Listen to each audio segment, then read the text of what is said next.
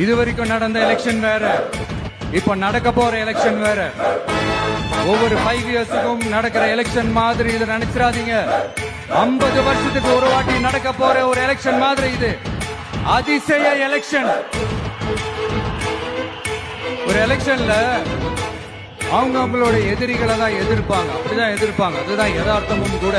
ஆனா இந்த எலெக்ஷன்ல தான் ஒட்டு மொத்தமா எல்லாருமா சேர்ந்து ஒருத்தனை எதிர்க்கிறாங்க. ஒட்டு மொத்தமா எல்லாருமா சேர்ந்து இந்த விஜயை எதிர்க்கிறாங்க. ஏன்னா இந்த விஜய் ஊழலை எதிர்க்கிறான், லஞ்சத்தை எதிர்க்கிறான், மக்களோட மக்களா நிக்கிறான். அந்த மக்கள் அவன் கூட நிக்கிறாங்க. அந்த காண்டு ஒட்டு மொத்தமா எல்லாருமா சேர்ந்து ஒருத்தனை எதிர்க்க காரணம். நீங்க எப்படி வேணா எதிர்த்துக்காங்க, ஆனா போட்டி 2 பேருக்கு நடுவுல தான். ஒண்ணு இன்னொன்னு